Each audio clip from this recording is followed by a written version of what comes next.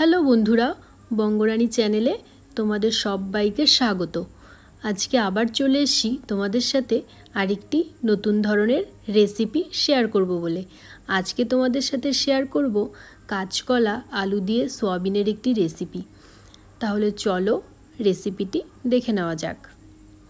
আমি এখানে একটাই কাঁচকলা নিয়েছি। কাঁচকলাটাকে আমি লম্বা লম্বা করে টুকরো টুকরো করে কেটে নেব। তো আমি লম্বা করে কেটে নিয়েছি কাঁচকলাগুলোকে। এখন আমি এখানে একটি বাটিতে জল নিয়ে নিলাম।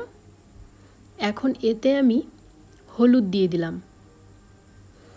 এখন এই হলুদ গোলা জলের মধ্যেই আমি কেটে রাখা কাঁচকলাগুলোকে দিয়ে দিলাম। এখন ভালো করে হলুদ গোলা জলের সাথে কাঁচকলাগুলোকে মিশিয়ে রাখলাম। এতে কিন্তু কাঁচকলার যে আঠালো ভাবটা সেই ভাবটা চলে যাবে আর কালচে কোনো কালার হবে না। আর এখানে আমি জল ফুটিয়ে রেখেছি, এতে সয়াবিনগুলোকে দিয়ে দিলাম।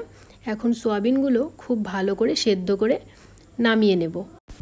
আর এখানে আমি নিয়েছি একটি আলু লম্বা করে টুকরো করে কেটে নিয়েছি, আর নিয়েছি পেঁয়াজ কুচি, রসুন, একটা শুকনো লঙ্কা, একটা তেজপাতা, 3টে চেরা কাঁচা লঙ্কা আর আদা। আর এখানে নিয়েছি আমি একটা ছোট সাইজের টমেটো কুচি করে নিয়েছি, এটাও আমি পেস্ট করে নেব। আর প্রথমে আমি এখন পেঁয়াজ কুচি দিয়ে দিলাম একটি মিক্সিং জারের মধ্যে, তারপর দিয়ে দিলাম রসুন, তারপর দিয়ে দিলাম কাঁচা লঙ্কা আর আদা। এখন এটাকে আমি পেস্ট করে নেব। তারপর আমি টমেটোটাকেও পেস্ট করে নিয়েছি। আর এখানে কড়াই বসিয়ে দিলাম। কড়াইটাকে খুব ভালো করে গরম করে নিয়ে এর মধ্যে আমি সর্ষের তেল দিয়ে দিলাম। আমি কিন্তু রান্নাটা সর্ষের তেলেই করব, তোমরা চাইলে অন্য কোনো তেলেও করতে পারো। তারপর তেলটা গরম হয়ে গেলে এর মধ্যে আমি একটি শুকনো লঙ্কা আর একটি তেজপাতা দিয়ে দিলাম। এখন শুকনো লঙ্কা আর তেজপাতাটাকে আমি একটু হালকা ভেজে নেব, এতে কিন্তু বেশ সুন্দর সেন্ট বেরোবে। তারপর দিয়ে দিলাম পেঁয়াজ কুচি। পেঁয়াজ কুচির পরিমাণটা আমি এখানে একটু বেশি পরিমাণেই নিয়েছিলাম। এখন পেঁয়াজটাকে আমি একটু হালকা লালচে করে ভেজে নেব। তারপর এর মধ্যে আমি কেটে রাখা আলুর টুকরোগুলোকে দিয়ে দিলাম। তারপর এর মধ্যে আমি হলুদ গোলা জলে ভিজিয়ে রাখা কাঁচকলাটাকে দিয়ে দিলাম। প্রায় 10 মিনিটের মতো আমি ভিজিয়ে রেখেছিলাম। তারপর দিয়ে দিলাম পরিমাণ মতো লবণ আর পরিমাণ মতো হলুদ। এখন লবণ আর হলুদটা খুব ভালো করে আলু আর কাঁচকলার সাথে মিশিয়ে নেব। তো খুব ভালো করে মিশিয়ে নিয়ে আমি একটু ভাজা ভাজা করে নেব আলু আর কাঁচকলাটাকে। তো একটু ভাজা ভাজা করে নিয়ে তারপর এর মধ্যে আমি সয়াবিনগুলোকে দিয়ে দিলাম। সয়াবিনগুলো আমি খুব ভালো করে জলটা ঝরিয়ে নিয়ে এর মধ্যে দিয়ে দিলাম। এখন সয়াবিনগুলো আলু আর কাঁচকলার সাথে খুব ভালো করে মিশিয়ে নেব।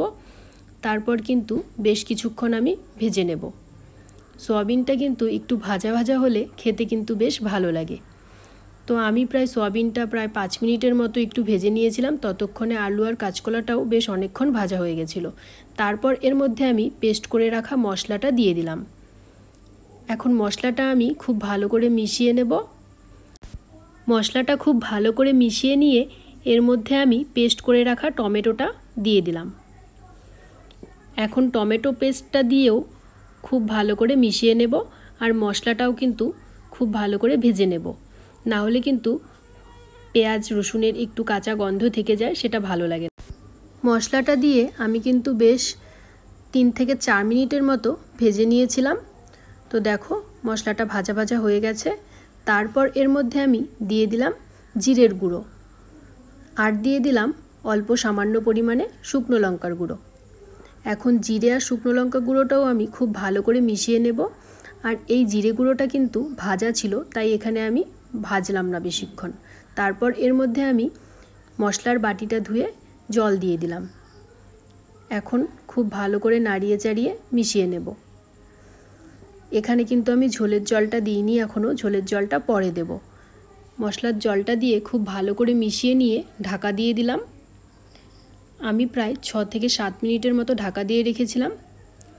তারপর ঢাকাটা তুলে নিলাম। ততক্ষণে কিন্তু কাঁচকলা আর আলুটা বেশ সুন্দর সেদ্ধ হয়ে গেছে, আর সয়াবিনগুলোও কিন্তু বেশ সুন্দর নরম হয়ে গেছে, আর সয়াবিনগুলোর ভেতরেও কিন্তু মশলাটা বেশ সুন্দর ঢুকেছে।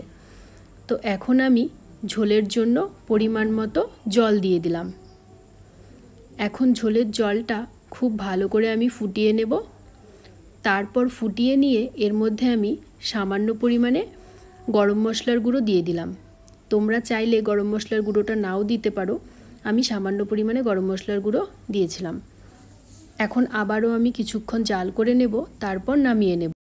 তোমাদের যদি আমার এই রেসিপিটি ভালো লেগে থাকে তাহলে লাইক, কমেন্ট আর শেয়ার করে দিও। আর এখনও যারা আমার চ্যানেলটি সাবস্ক্রাইব করোনি তারা প্লিজ সাবস্ক্রাইব করে দিও।